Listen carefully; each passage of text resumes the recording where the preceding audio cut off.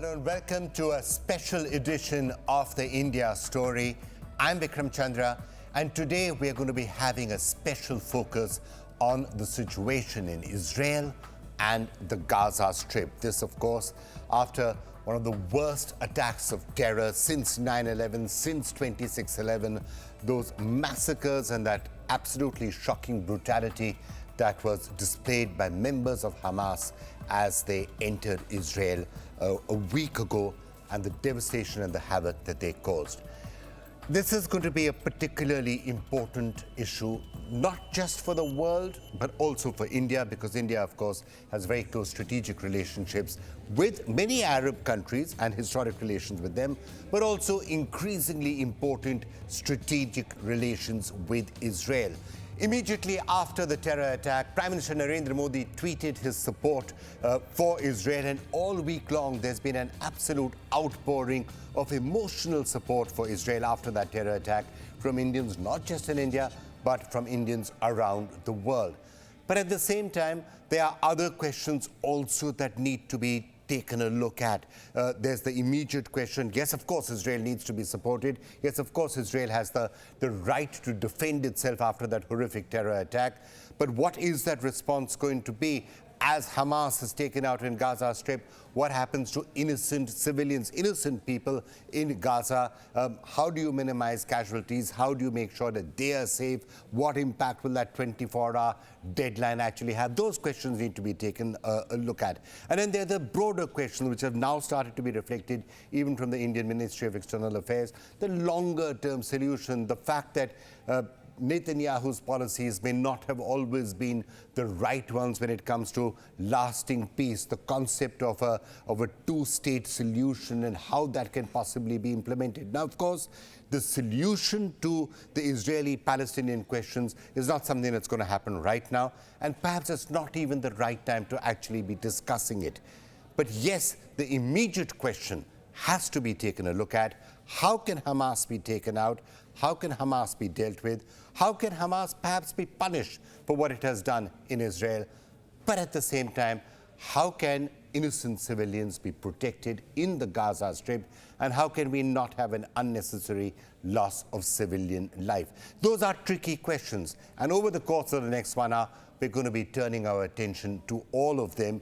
And we're going to be speaking to some of the top experts from across the board. We're going to be joined by Flo Hassan Nahum, the Deputy Mayor of Jerusalem. We're going to be joined by the Palestinian Ambassador to India, Adnan Al-Haija. We are going to be speaking to Lieutenant Colonel Mordechai Kedar, who's a former intelligence officer at the IDF, who's going to be talking to us about possible intelligence failure. The Red Cross and the Red Crescent are going to be really crucial in whatever happens now in the Gaza Strip. And Tommaso Del Longa, the spokesperson for the Red Cross and Red Crescent, are going to be joining us. Mr. T.S. Trimurthy, former ambassador of India to the United Nations, is going to be talking to us about Indian policies. Jonah Branca, former foreign advisor to the American President Joe Biden, is going to be giving us the international perspective and a view from Washington. And Anat Bernstein-Reich, president of the Israel-Asia and the chair of the Israel-India Chambers of Commerce, is going to be joining us finally to wrap up the entire show. So a range of experts going to be with us in the next 1 hour. And let me now welcome the first of the special guests we have for you today, Flo Hassan Nahum, joining us now, the Deputy Mayor of Jerusalem. Flo, thank you so much for joining us. And I have to say, all of our thoughts have really been with you and with everyone else there in Israel after those absolutely terrible terror attacks. Now, how are people holding up? I mean, there's been such a large loss of life, one of the most horrific terror attacks ever. Absolutely. In the history of the State of Israel, there's never been an attack on civilians of this scale and of this brutality. And we spent the first 2 days in trauma and disbelief. And then slowly we're going into action. So civil society is very strong in this country. So people are helping the bereaved, helping the families of the hostages, helping bring food to soldiers, helping provide shelter for the people from the South. For example, here in Jerusalem, I just came from an event with women from the South. Anything that we can do And so the mood has changed from trauma to resilience to defiance. Flo, people sometimes don't realize just how small a country Israel is in terms of population. So that means a lot of people would actually know people who were killed or taken hostage. This is not India Yeah. with 1.5 billion people. We are a country of less than 10 million people, and everybody's been affected. Everybody knows somebody that I've got a friend whose son is a hostage. I've got a friend whose daughter's boyfriend was killed. My daughter is in the army, and one of the friends of her on her course was killed by a rocket. I can't tell you the anguish that we're going through right now. I can't describe to you how, I know you can't really compare, but we're getting a little bit of a taste of what the Holocaust was, because the brutality of the killings, the things we're discovering every single day, the scale of the pain. I came here 22 years ago in the middle of the second Intifada, and that was painful, and there were buses being blown up and cafes being blown up. But for some reason, and this was in Jerusalem, but for some reason, this feels so much worse. Flo, in the period since then, we're starting to get more information on what actually happened. Obviously, there was an intelligence failure of mammoth proportions, but details are starting to emerge on how they were able to get inside and how this terror attack was carried out. What can you tell us? Yes, so what we know so far is that 1,500 terrorists broke through the barrier and basically went into the kibbutzes and the villages of the south of Israel, went looking for innocents, civilians. They did not want to deal with the army. They're cowards. And they went house to house slaughtering people. I mean, slaughtering people. I mean, cutting them up, burning them up, throwing grenades into shelters, killing old women in their beds, beheading babies and children, burning them alive. You name it. These are scenes of ISIS, Boko Haram, you name it. And every day we discover something new in what was a huge trauma and huge atrocities and, just atrocities of war that have happened down in the south. And I think a lot of us are in disbelief that we never thought this would happen in our country. War is war. And we had 50 years ago a war that caught us by surprise, a Yom Kippur War. And the majority of the dead were combatants.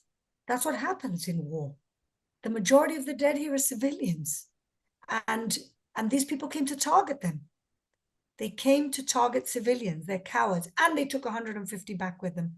My friend's son lost an arm. They shot it off. And now he's in Gaza. And God knows what medical attention, if any, he's getting. And so he's also, even if they manage to get him out, his life could be, at risk because he's not getting medical attention. So I can't begin to tell you the feeling that we have right now here of trauma and anger and sadness. Yes, Flo, and I can tell you that even from here in India, there's been such an outpouring of support. Perhaps it's the grief of sharing also, because in India also there have been terror attacks that so many people have actually experienced and gone through. So there's that sense of sharing that pain. But you can't help feeling that the terrorists were also, through all of those horrific brutalities, were trying to instigate something, probably trying to instigate a certain reaction. And that, I'm sure, is something that even there in Israel, you've got to be thinking about. What were they trying to do? They were probably trying to have a breakdown of negotiations, talks between Saudi Arabia and Israel, trying to maybe provoke a certain reaction against civilian populations that will lead to a fresh harvest of hatred. Clearly, there were certain things that Hamas was trying to instigate. Vikram, it's not a secret that their charter says that they want the destruction of the state of Israel. These are not people who want some type of peaceful resolution with us. At any point, it's in their charter that they want the destruction of Israel. They want to kill all Jews here and everywhere around the world. That's in their charter. This is what they teach their children from the moment that they're born. And so they came to kill. They came to get a victory. And of course, create a reaction. And the reaction is that Israel goes in. They knew that that was going to happen. And either booby trap and kill more soldiers, or make their point, or like you quite rightly say, I think part of it here is to derail the continuation of the normalization of Israel with the rest of the Arab world. You know, Fleur, when you're looking at this from the outside, when you're hearing those reports of the absolutely horrific brutalities that were carried out by the terrorists after they had entered Israel, you can't help by thinking that they almost were deliberately inflicting horrors in that particular manner. It seemed to be almost designed to make Israelis so angry that they would strike back with everything they had on Gaza in temper, and then you would have pictures emerging out of Gaza that are the sort of pictures we're starting to see now, which then puts Israel in a certain light as well. So is that something you've got to keep in mind? Exactly. This is what's going to happen now. And that's where the sympathy is. Now they're crying humanitarian crisis because we've cut off the electricity, etc. And you're right. And they don't care for their people, because if they cared for their people, then they wouldn't want the reaction that they're going to get from Israel. But the truth is, Vikram, I don't think they thought they were going to be so successful. And that's what's shocking here. What on earth happened for this to happen? What failed? And we're not talking about this now because we're too busy with the war effort, and we're too busy healing the people that survived, and we're too busy burying bodies. My friends are volunteering to dig graves. This is what's happening right now. People are volunteering for everything. My friends are digging graves in Tel Aviv. And so the point is that they did want a reaction. I think they didn't understand how successful they would be, and there would be a lot of questions asked of what happened here, but not now, after the war is over. I think you're right that there are questions that are going to have to be answered after the war is over. The question of, of course, post-mortems on whether there was an intelligence failure, how were they able to get inside, what actually happened to Israel's much-wanted intelligence system. And then there's the longer-term question. I remember even when I was in Jerusalem in March talking to you, standing in front of Al-Aqsa, we were having a debate that, what are the policies that should be followed? How can you take the Palestinians along? Could there be terror attacks? So those are questions, and you're right, there will be a time to answer those questions. But I think there's one question that I have to ask you which has to be addressed immediately. And that's a question that is also being asked by well-wishers of Israel and friends of Israel, that, look, whatever happened in that shocking terror attack, how should Israel be dealing with Gaza right now in a manner that civilians aren't targeted and they're not massive civilian casualties, because that's not necessarily in Israel's own interest. If those sort of images are coming out, it could perhaps achieve exactly what Hamas wants to achieve. Of course. Well, listen, as a mother, believe me, the last thing, there's not one Israeli here who would celebrate the death of Palestinian children. We weren't educated that way. Humanitarianism here comes first. But ultimately, we are a moral army. We warn people before we level buildings. How many armies do that in the middle of a brutal war? We actually send messages to the residents in the buildings to leave. And what everybody is not talking about, Vikram, is why on earth does Egypt not open a humanitarian corridor? They border Gaza. They have a border with Gaza. They are they're fellow Muslims and Arabs from the region. And just like Europe opened their doors to Ukraine during this war, well, why don't they just open the frontier? Why is it all on Israel? Why should the victim have to continue to help and aid the aggressor? Tell me that. I understand where the anger comes from, and quite frankly, as I said, India has been the victim of terrorism perhaps more than any other country, so we know what it feels like. I guess the fundamental question is that as now you're talking about 24-hour deadlines and other things and moving people around in Gaza, dealing with I think there is a question of the policies that will have to be followed now there. Nobody here wants the death of innocents, Vikram. That's the difference between us and the terrorists in Gaza. Nobody wants the death of innocents. And the army does. The army puts itself at risk and goes house to house in order not to create too many innocent deaths. because the easiest thing for Israel would be to carpet bomb Gaza the way that the Allies carpet bombed Dresden during the Second World War in order to win. And many German innocent people, I'm sure, died also there. And so we are a moral army. We have to stand proud of the way that we fight because we put ourselves at risk in order to save innocents on the other side. We care more about their children than they do. All right, Fleur, we're going to leave it there. Let's see how it actually pans out. Our thoughts, as I began by saying, are clearly with you and with everybody else there. People who've lost loved ones to these absolutely horrendous terror attacks. And of course, there's still so many people hostages. I'm sure that's one of the things that will be uppermost in everyone's mind. How do you get the hostages back? Look, I'm not a military expert. I don't know what they will do, but the longer we wait, the worse it's going to be. So I just pray that our military extract them or even negotiate if we have to. We just have to get those people out of there. All right, Fleur, thank you so much for joining us.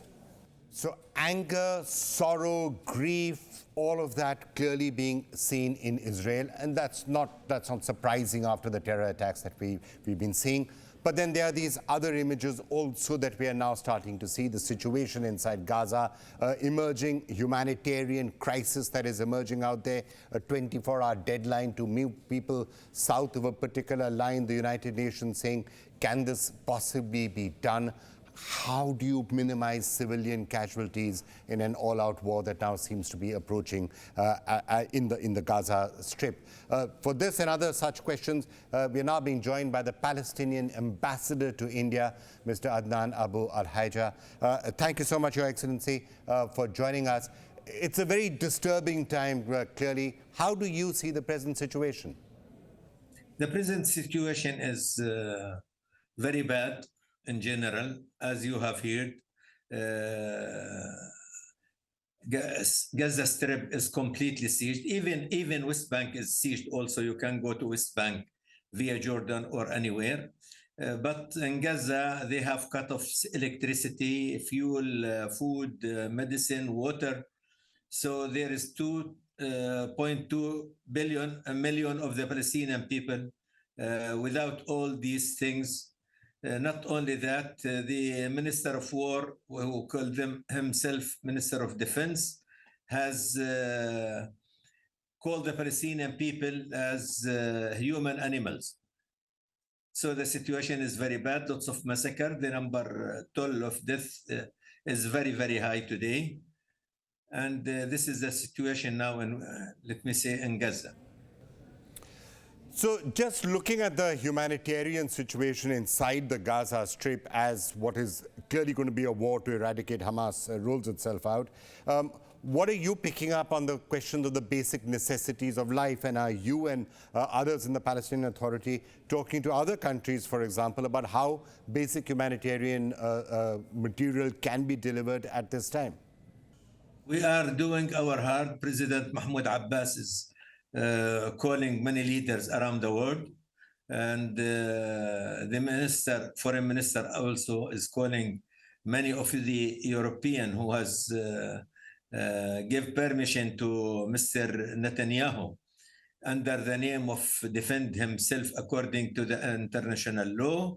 There is other countries like Egypt, like Qatar, like Turkey also are working to stop the siege of the Palestinian people and this humanitarian to be get in and also work hard for ceasefire. Now, Israel is clearly saying that the onus is now on the civilians to leave their homes, to go south, south of the Wadi Gaza, to move out there. Some question as to why Egypt is not permitting people to move out of the Gaza Strip altogether, at least for the moment, till the war on Hamas is actually concluded.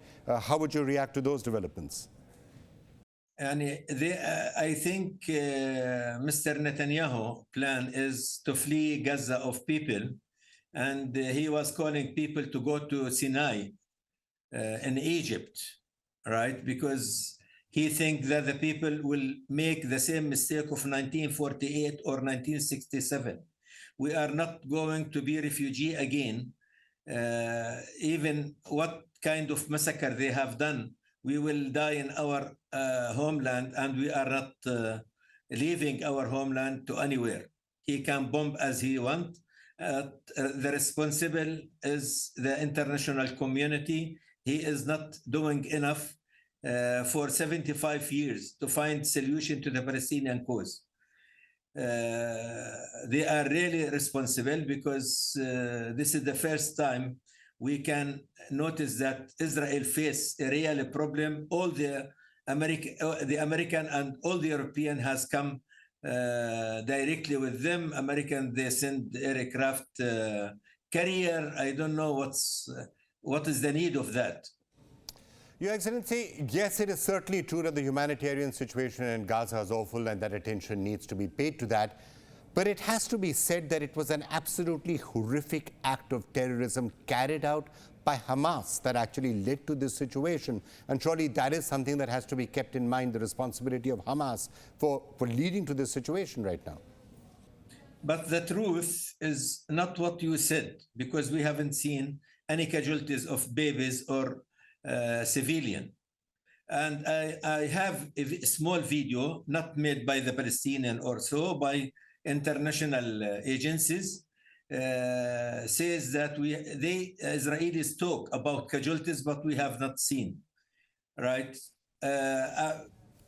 Your Excellency, I have to say, videos of dead civilians are there everywhere. They're being aired by every news channel. Hundreds of civilians being killed and in a brutal manner is a fact that cannot be denied. Now, yes, you can have a debate about whether babies were killed or whether they were beheaded, and you can argue about that. But the fact that this was a horrible terror attack and that civilians were killed and killed brutally is a fact. He said 40 baby. This is the video, it said, not from me. We have not seen. They spoke about 250 people of that song festival. They said we noticed people run away, but we have not seen anybody. And there is another case, not from me. I'm not talking about anything from Palestinian source. I'm talking the video I have. It's from American. Translator, right?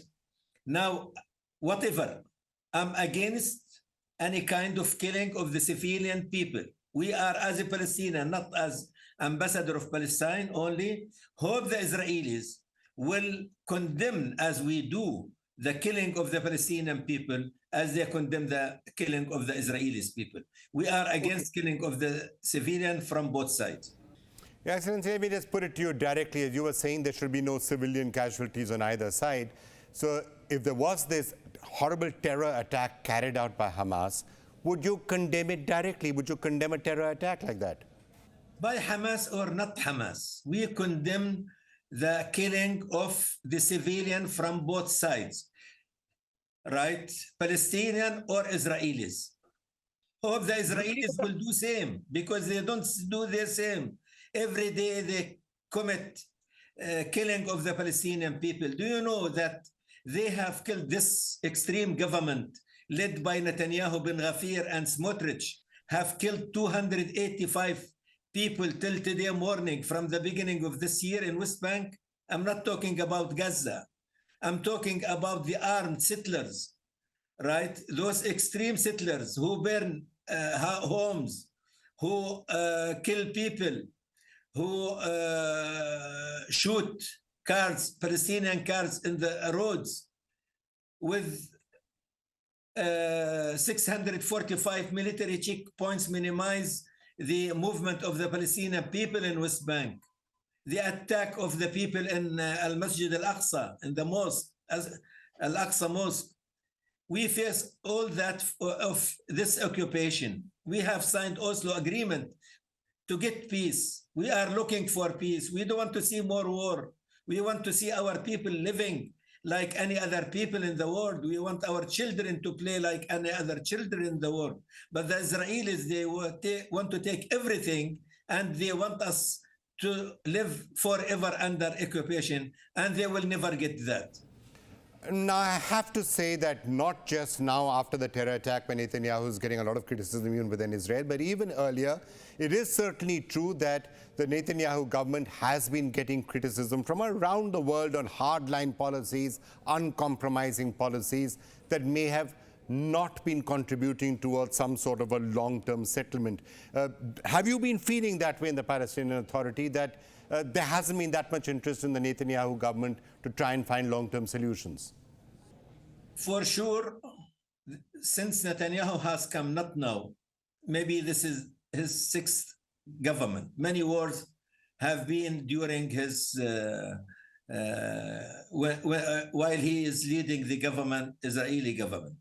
But this is the most extreme government, right? And if you notice the map, he have shown in the United Nations, there was no Palestine in that map.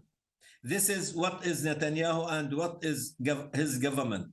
It means there is no right to the Palestinian people. And we have, as you know, more than 800 resolutions in the United Nations. Israel has never been adhered one of these resolutions. They ignore everything. Now they remember there is international law. We want the international law. We want them to follow the international law. And that time we will get our rights. You know, if you talk to the Israeli side, they say that they have repeatedly offered solutions to the Palestinian side, but that's where the intransigence is coming from. You're not willing to accept the solutions that they're willing to provide. That's what the Israeli side would say. Not true. The Israelis are lying. You are talking about Hamas, but since 2014, there is no meeting with the President Mahmoud Abbas and Netanyahu or any of the Israelis leaders to solve the problem. They ignore everything. They consider this Palestinian Authority as not exist.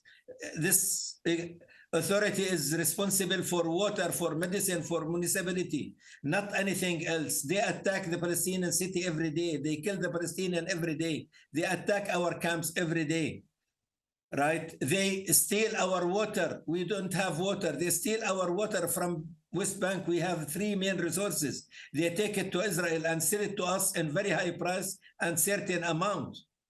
This is the situation where we live. And no one knows till now what's the future. Not easy, because now we are working hard for two things: for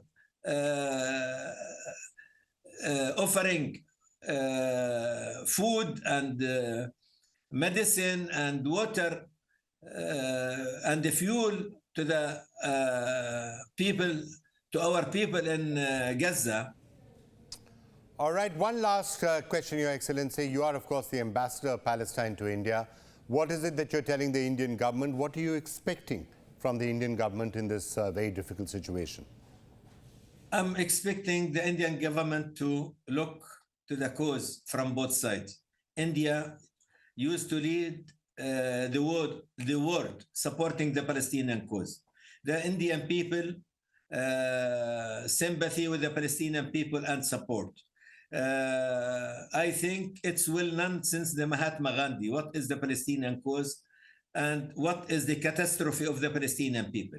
Now we are expecting India to do something. Now they have a chance to make pressure at the Israelis to break this siege of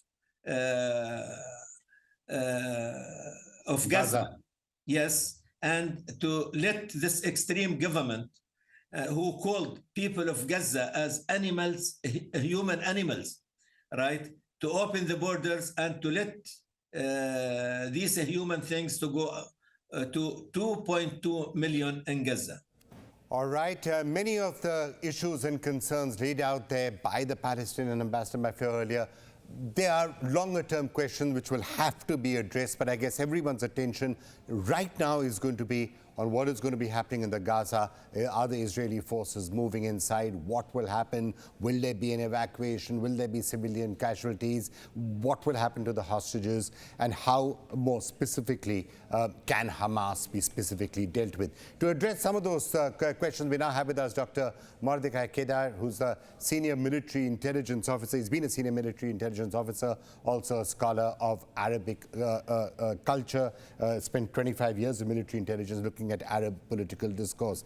Thank you so much, Dr. Mordechai, for being with us. You know, we've just been trying to piece together the implications of what has happened and what could now unfold in Gaza in the days to come. What is your assessment?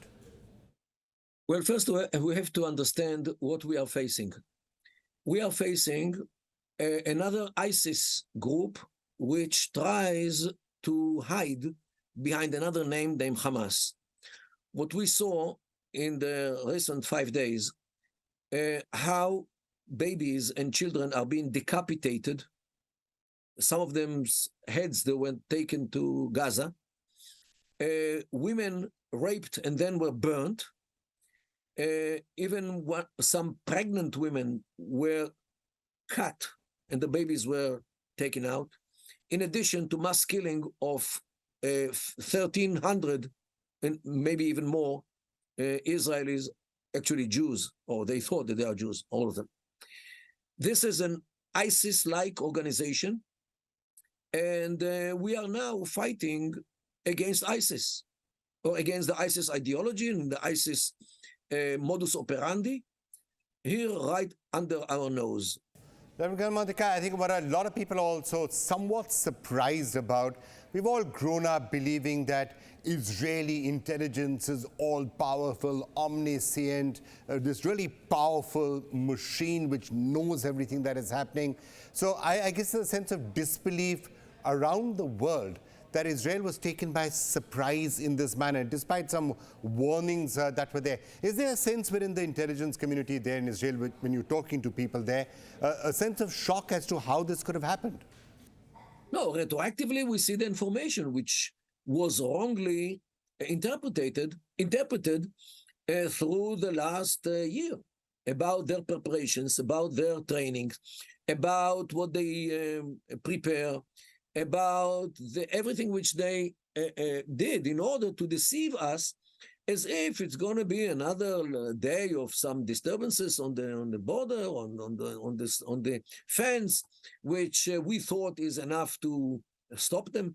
And if they tried to do it in one place, maybe the little force which was there over the night could deal with this. But when they crossed the border in more than 20 places, the small force which was there was not enough, and this is how they succeeded. All right, Dr. Kedar, thank you so much for joining us with that rather strong perspective. Thank you for being with us.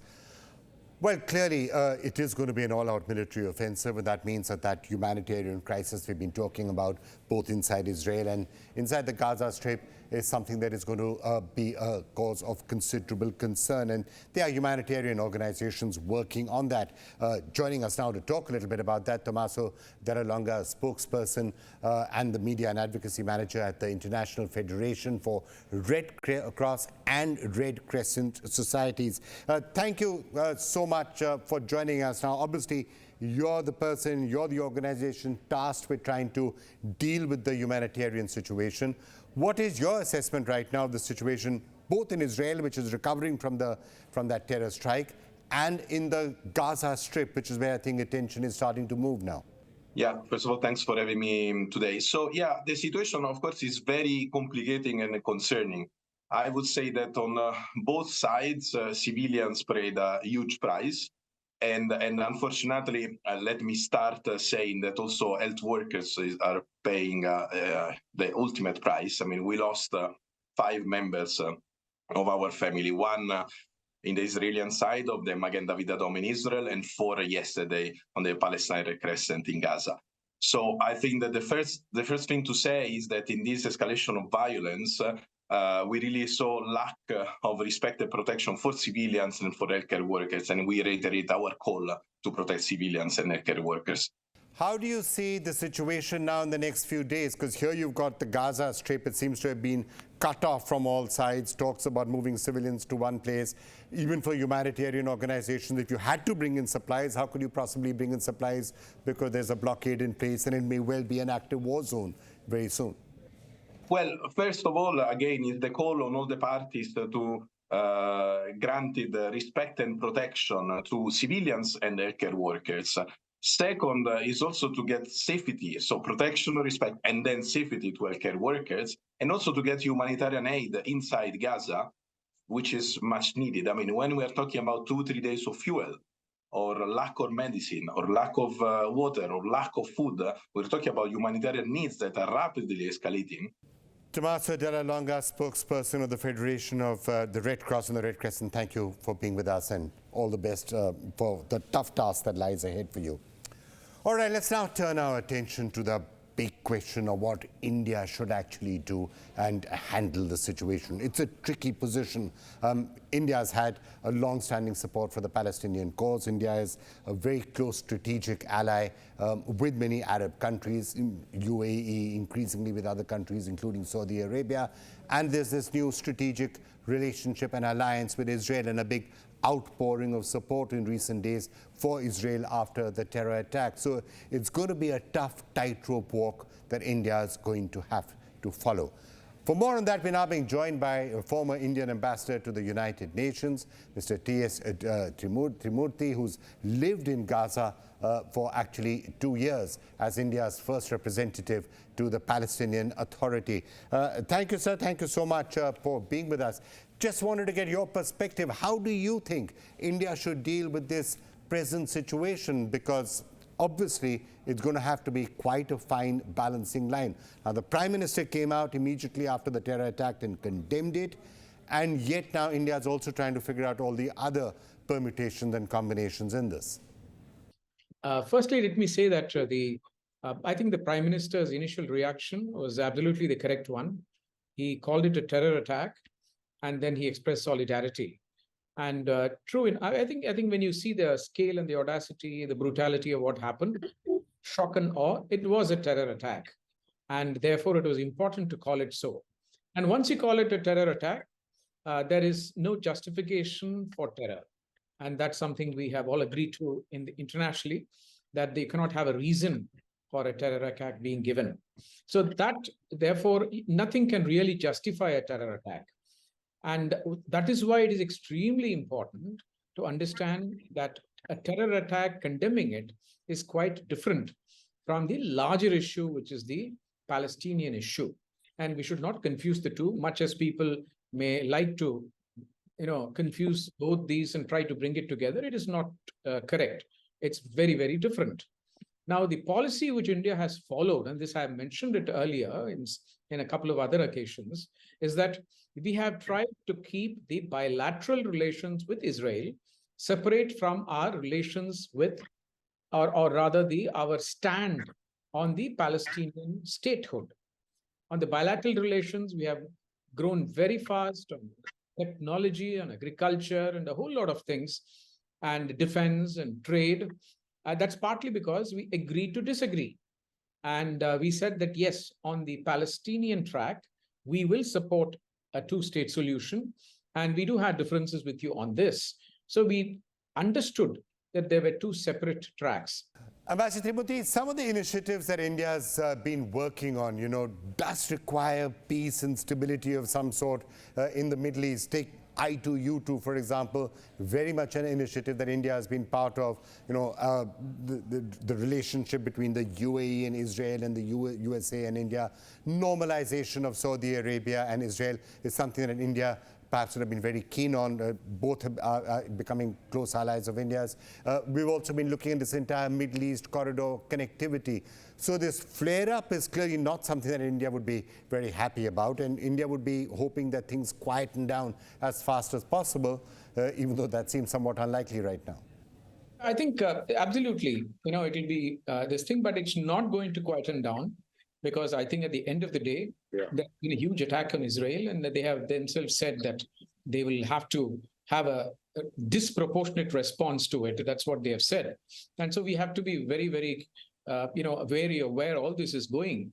But at the same time, I agree with you that, I2, U-turn, they're all important initiatives per se, but they will all suffer some sort of an impact from this. Of course, the Middle East corridor is not a very current thing. It is actually a medium-term to a long-term type of vision which the countries have had. Right, let's just turn our attention back to the immediate future now. India has clearly taken a very clear supportive stance on Israel, condemning the terror attack. Indians have been very prominent supporters of Israel on social media, for example, speaking up in favor of Israel. The NE has spoken about the longer-term positions also, such as two-state and so on and so forth. But looking a little bit in the next week or two, if a humanitarian crisis begins to emerge in Gaza with military operations happening, with switching off of electricity and water, there are scenes of suffering, do you think India is going to be forced to moderate its stance and start calling for restraint or some such things? I think, as I was just mentioning, India has a very specific policy on these issues, and it hasn't changed. And we have called it for what it is. That is, it's a terror attack. But at the same time, our policy of keeping these two tracks, I think, still remains. And this is precisely why I think you heard the MEA spokesperson, and he was very clear that our traditional policy of two-state solution remains, and that has been our policy. And I have, when I was in New York as the Indian PR to the UN and in the Security Council, the Palestinian issue used to come every month. It is on the calendar. And I have reiterated what he has just mentioned on every occasion about direct negotiations. And so therefore, it's not a question of moderating our stand. It's a question of articulating our stand. Right. Thank you so much for joining us and shedding light on the Indian position. And you're absolutely right. You've probably been expounding the Indian position many, many, many times at the United Nations and elsewhere. So it's good to get it directly from you, what the actual Indian position on all of this is. Ambassador Timothy, thank you so much for joining us with that perspective. And that's the Indian viewpoint. Let's now try and get a viewpoint from America and from the West. We are now being joined by analyst Jonah Blanc. He's a former foreign policy advisor to President Joe Biden. Thanks for being with us. Just wanted to get some sort of a view from you on what the American perspective on this is. I know, for example, that the Biden administration has had very high hopes that some sort of a peace treaty would happen between Saudi Arabia and Israel, normalization. It looked as if things were moving forward, but it's now looking as if that's going to be very much in question. Yes, thank you for having me. I think any plans for normalization between Saudi Arabia and Israel are very much off the table right now. Frankly, I think they always were a little bit unrealistic in the absence of any genuine movement on the front towards Palestinian statehood. Okay, that's an interesting perspective you're making. So you feel some of those hopes were in any case somewhat ambitious because of the, let's face it, somewhat hardline policies that the Netanyahu government has been following, the refusal to budge on the settlements, not even acknowledging the fact that there is a problem in the Gaza Strip, that there's a Palestinian issue. But none of that being done, you think in any case, there was not going to be too much of a prospect for long-term peace, and that something was going to give at some point. Is that what you're saying? Yes. I mean, nothing justifies Hamas's horrific terrorism, and in no way are the missteps and the errors of the Netanyahu government any justification for anything Hamas has done. But it is a foreseeable result that if one doesn't address very real issues, then they will find a way of getting resolution. And the most extreme players on both sides, Hamas and the most extreme factions within the Israeli government, really were pushing towards the same eventual outcome. You know, when the United States is talking to Israel right now with the present situation, it's clear that the main message is just all-out support, and there's been an absolutely brutal terror attack, and you've got to do what you've got to do to defend yourself. But do you think now, and perhaps increasingly behind closed doors, there will be counseling of restraint, for example, in the Gaza Strip? You know, if the logic has to be perhaps explained to Israel that if children are being killed, if innocent civilians are dying in Gaza, it doesn't necessarily help the situation, and perhaps Israel is going to end up doing exactly what Hamas was aiming for. I don't think it's just in the background that President Biden is advocating restraint. He said explicitly that the U.S. stands firmly with Israel and with the Israeli people, and acknowledging and even stating forthrightly that Israel has not only the right but the duty to respond forcefully and to keep its citizens safe. But in the very same address, President Biden said that Israel must respond within the rules of war. So that's the immediate advice that will be provided. Perhaps going forward, do you think there will be other advice that the United States will be giving, talking about perhaps a long-term solution, saying that if you really do want peace, then at some point those hardline policies have to be dialed back a little bit. You can't go on following the policies that the United States and many other countries have been telling the Israel that you can't keep doing this, you can't keep those settlements there. You have to at some point have a long-term peace settlement with the Palestinians. At some point that has to be done, and that's the only way there'll be long-term peace. Well, I doubt that there is any discussion right now about a long-term resolution. I think that right now the discussion is probably about the most immediate concerns. And those concerns are, first, ending the threat from Hamas. That may include trying to end Hamas as an organization. But a lot of the discussion is going to be over how to do that within the laws of war, within international law. All right, Jonah Blank, I think that is a very level-headed assessment of the situation. Thank you for being with us. Thanks a lot. Okay, we've covered a lot of ground so far on this program already, but let's just return to Israel one more time to get a sense from there after one of the most troubled weeks, I think, in Israel's history. We're now being joined by Anat Bernstein-Reich, who's the president of the Israel Asia and the chair of the Israel-India Chambers of Commerce. Anat, thank you so much for joining us with what must be such a difficult time for all of you in Israel. Funerals to go to, loved ones to think about, friends and family perhaps to mourn. Must have been a really, really trying week. It's, I think that this is one of the worst. I mean, the sadness, the shock, it's now Friday, and this attack was on Saturday, and we are starting to digest. On Saturday, they didn't release all the information. We knew that there were attacks, but the stories, the horror, the digestion of what happened here is gradually coming on us, and it creates, on one hand, a lot of sorrow, and on the other hand, so much anger that it happened to us again. I mean, it takes us as flashbacks to the Holocaust. A mother that is protecting her 6 months baby in captivity for 27 hours without water.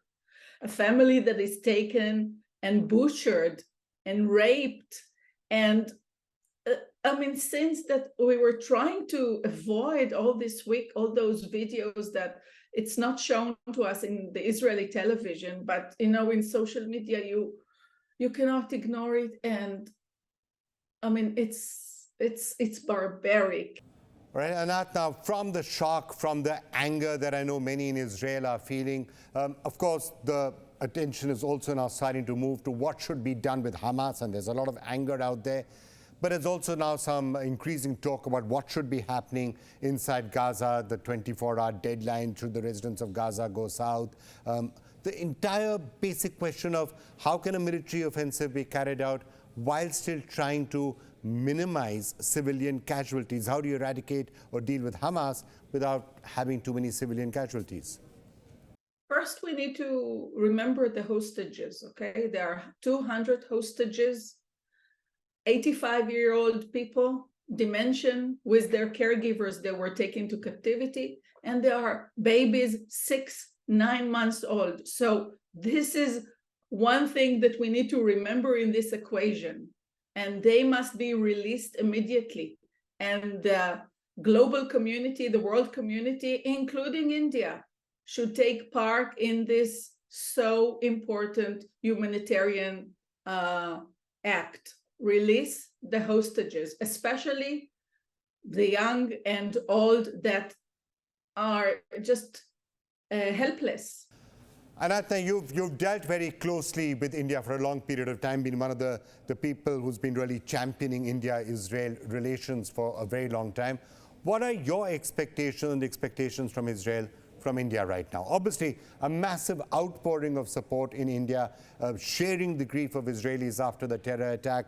In social media, you're seeing so many Indians talking about this, expressing solidarity with Israel. What are the expectations of India? Prime Minister Modi on the first day and also on the second day to this war condemned the attack. But I'm expecting India to continue and support Israel in this fight of terrorism. It's not going to be easy, and we need India to stand with us. India is one of our biggest allies in the world, and we are expecting India to continue its support. I also would be happy if India helped in negotiating the release of the hostages. India is now a global leader, a G20 member, head of the Global South, head of the BRIC countries. India wants to have a seat in the UN Security Council. India wants a leadership position, and a leadership position means also to play a role here in the Middle East in specific, and in this case, help us first release the hostages, and then try to find some solution to the poor Palestinians that are in the Gaza Strip. But the Hamas will be gone from this equation. Of course, Anat, all of that is correct, but I guess friends and allies of Israeli would also be expressing the views, and perhaps the Indian government will also be expressing it, like any other friend of Israel, that, of course, Israel has a right to defend itself, to act against terror, it must take action against Hamas, but at the end of the time, also do take efforts to prevent civilian casualties. Civilians in Gaza and children in Gaza don't deserve to suffer for the actions of Hamas, more than anybody else. And then at some point, a long-term solution will also have to be looked at. That might be the sort of advice that Israel is going to start getting from friends and allies as well. Yeah, but I have an important message, and I don't know if the other people here in the program mentioned it. Hamas equals ISIS. Keep it in mind. This is a terror group, one of the worst, and they will not stay within the boundaries of Gaza. It will spill to Africa, it will spill to Pakistan, it will eventually hit you. So don't think that it's our problem only. It's a terror group, which is one of the worst. Like the world beat ISIS, we have to join forces and beat Hamas. Please keep it in mind. All right, Anat, we're going to leave it there for the moment. Our thoughts and solidarity are with you. I know you have funerals to go to right now. And that's it on this special episode of the India Story, where we've been looking at this very trying situation in Israel and also in the Gaza Strip. We'll be back again next week with another episode of the India Story. Thanks a lot for watching. I'm Vikram Chandra.